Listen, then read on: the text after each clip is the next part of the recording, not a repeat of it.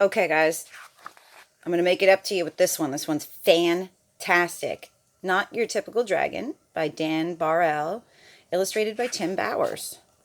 I love this book. Love, love, love. Love, love, love, love, love. Okay, so there's the knight, and there's Crispin. He's the baby dragon. You see him?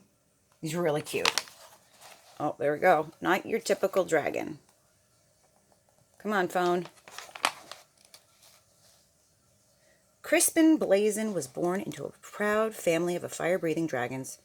Every blaze breathes fire, explained his father. I breathe fire, your mother breathes fire, and tomorrow when you turn 7, you'll breathe fire too. The little dragon imagined all the forests that he would burn down. He dreamed of all the castles he would destroy. He also considered boiling water to make tea, but he didn't tell his father that. The next day, Crispin sat among his family and friends as a big cake was brought to the table. Who will light the birthday candles? His mother asked. I will, declared Crispin. He could feel a tingling inside his tummy, but when he opened his mouth, fire did not come out. Whipped cream came out. Crispin, shouted his father, dragons breathe fire. What will the neighbors think? Worried his mother. I love whipped cream, said his little sister Ashley. The little dragon was whisked off to the doctor the very next day. Please fix my son, demanded Crispin's father. What seems to be the problem? Asked the doctor. Crispin opened his mouth and breathed, but fire did not come out. Band-aids came out. I see, said the doctor gravely. You see all those things coming out? Dragons should breathe fire, insisted Crispin's father. We're low on Band-aids, mumbled the nurse. The doctor sent Crispin home with medicine. He swallowed 2 teaspoons before going to school. It will help you become a real dragon, said his father with a wink. After school, Crispin joined his first fire-breathing practice. One by one, little dragons aimed their fiery breath at stacks of logs until they burst into flames. Crispin stepped up confidently. He could feel the medicine bubbling in his belly, but when he opened up his mouth, fire did not come out. Marshmallows came out. Look at that. They're pretty happy, though. Look at that. Marshmallows. Yay. Dragons breathe fire, yelled the coach. Isn't that right, class? The other dragons didn't answer. They were too busy looking for pointy sticks for marshmallow roasting. I guess I'm not a real dragon, Crispin thought. He worried that his family would be disappointed, so he ran away from home. The world can be a scary place for a little dragon who can't breathe fire. Crispin found a dark cave. I'll be a fireless dragon all by myself. I won't bother anyone, and no one will bother me.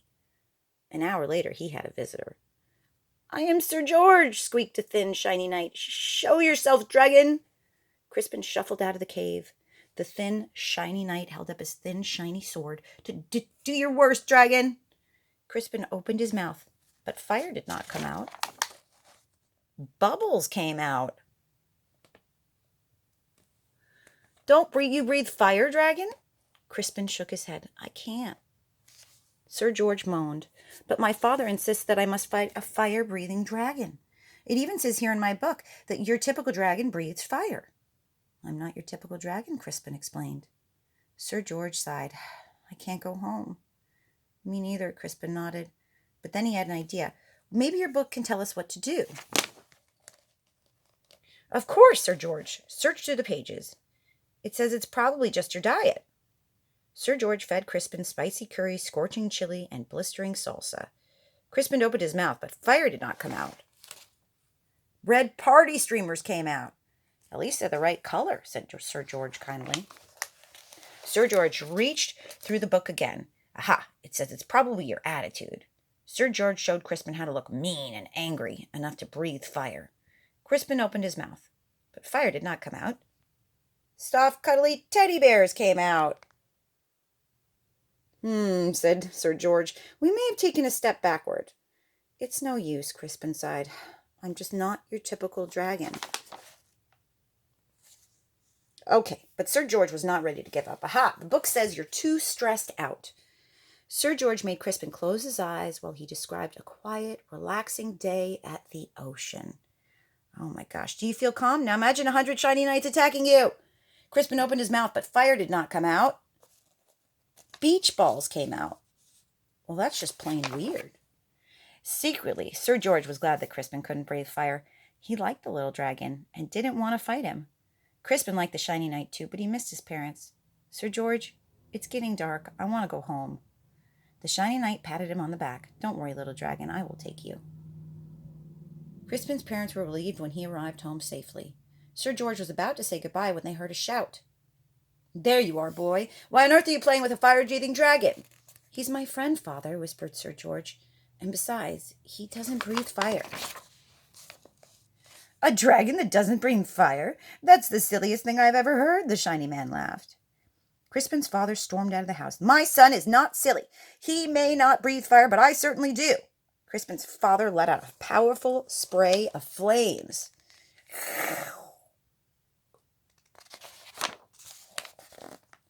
Do your worst, dragon, declared the shiny man. But then the flames scorched the lawn. That's enough, honey, said Crispin's mother. The flames singed the fence. You've made your point, dear. Now stop showing off, she scolded. And then the flames ignited the roof. Crispin's father panicked. I can't stop breathing fire. You'll burn our house down, cried his mother. You'll burn down our whole neighborhood. Dragons came running from all directions. They knew how to start fires, but no one knew how to stop them. Crispin suddenly felt a tingling in his belly. He felt a bubbling. He opened his mouth, but fire did not come out. Water came out. A gush of water shot out. Crispin aimed the water at his father's flames. He saved his home, and he even saved the shiny man, who wasn't looking so shiny anymore. There we go. Hooray for Crispin, everyone shouted. On Crispin's next birthday, there was a big party. Family and friends came from all over the land. Sir George and his family came too. Your son, said old uncle to Crispin's father. He's not your typical dragon, is he?